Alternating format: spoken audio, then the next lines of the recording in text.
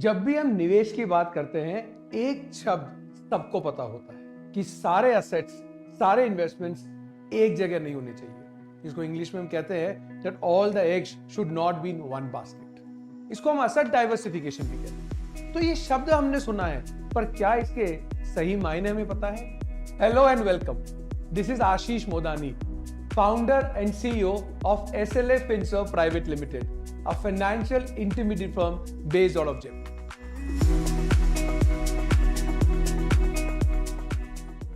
Asset diversification का मतलब जानने के लिए हमने गूगल से पूछा what is diversification.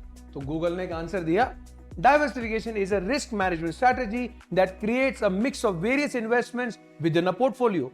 A diversified portfolio contains a mix of distinct asset types and investment vehicles in an attempt to limit exposure to any single asset or risk.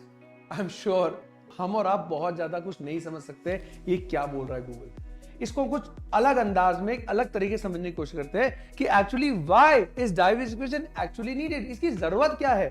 इसको एक सिंपल से उदाहरण से समझते हैं। मान लीजिए मैं एक इलेक्ट्रॉनिक वेंडर हूं, मैं इलेक्ट्रॉनिक सामान बेचता हूं। अब मुझे अगर अपनी दुकान चलानी है तो मुझे सिर्फ वही प्रोडक्ट नहीं रखने हैं जो कि गर्मी में बिके, मतलब एसी, मुझे वो प्रोडक्ट भी रखने हैं जो कि सर्दी में बिके।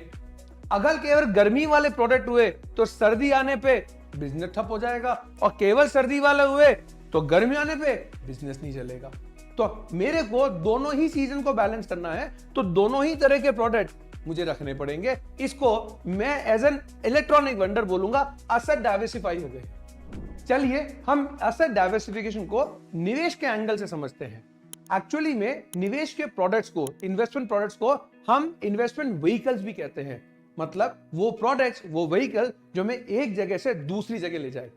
हो सकता है कुछ पैसा मुझे 6 महीने बाद चाहिए, कुछ मुझे 6 साल बाद चाहिए, या कुछ 16 साल बाद चाहिए। तो मुझे अलग अलग जगह जाना है आज के हिसाब से।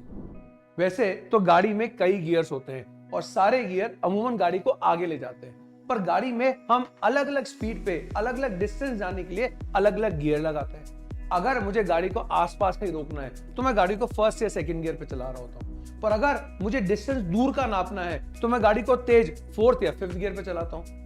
अब सभी गियर आगे ले जाने के हैं, पर गियर की महत्वता अलग अलग है।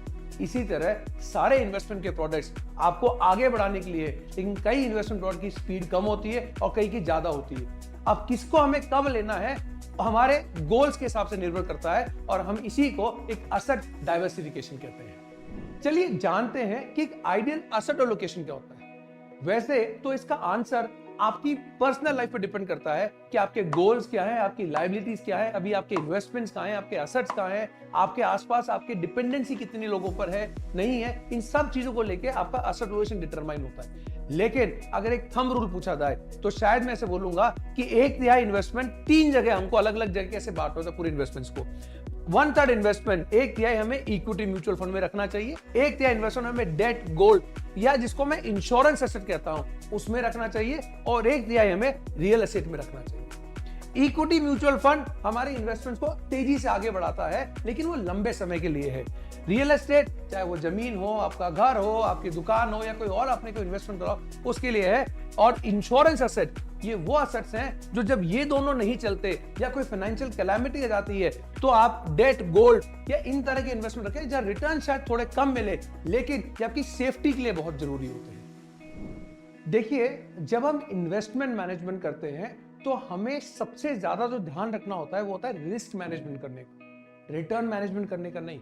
और एक्चुअली में लोग रिटर्न मैनेजमेंट कर रहे होते हैं। जिस प्रोडक्ट में रिटर्न ज्यादा होता है हम उसी में इन्वेस्टमेंट करना चालू कर देते हैं, चाहे वो रियल एस्टेट हो या कोई म्यूचुअल फंड हो या शेयर्स हो या कुछ और चीज हो। हमको लगता है जहां रिटर्न आ रहा है वहां इन्वेस्टमेंट करते हैं। एक्चुअली में वही लंबे समय में जाके हम अपने पूरे इन्वेस्टमेंट पैटर्न को बहुत कॉम्प्लेक्स बना लेते हैं और उसको हम अपने गोल से जोड़ ही नहीं पाते हैं। और जो ये गलतियां स्टार्टिंग में करते रहते हैं, वो जब उसको जरूरत पड़ रही होती है पैसों के आने की, वो एक्चुअली में कुछ समझ ही नहीं पाते हैं।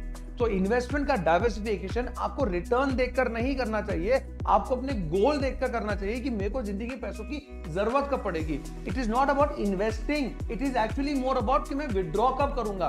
देखिए, महाभारत के युद्ध में जो अभिमन्यु है उसको चक्रव्यूह में घुसना तो आता था, लेकिन चक्रव्यूह से निकलना नहीं आता था और वो वही मर गया। वो बहुत होशियार था, बहुत ही बड़ा बलशाली था, लेकिन उसको जब निकलना ही नहीं आता था तो वहीं का वहीं ढेर हो गया। तो इन्वेस्टमेंट में भी ऐसा ही कहीं कुछ होता है कि लोग इन्वेस्टमेंट तो कभी इधर करते हैं, कभी उधर करते हैं, यहाँ कर रहे हैं, वहां कर रहे हैं, देखा देखी कर रहे हैं, रिटर्न को देख के कर रहे हैं, लेकिन जब उनको पैसे इन्वेस्टमेंट की जरूरत है निकालने की, उनको पता ही नहीं होता कि पैसे निकालने कहाँ है। सो असेट अलोकेशन या असेट डाइवर्सिफिकेशन आप अपनी जरूरतों के हिसाब से कर रहे हैं, बनिस्बत की मार्केट को देखे, लोग क्या कह रहे हैं, रिटर्न क्या है पीछे, उसको देखकर करें। आई होप ये आपको वीडियो पसंद आया होगा और आई एम श्योर कि कुछ ना कुछ में वैल्यू एडिशन आपको मिली होगी। अगर आपको लगता है कि हमारे ऐसे और भी कई वीडियोस आपको देखने हैं तो please do subscribe to our channel and do press the like button. Thank you.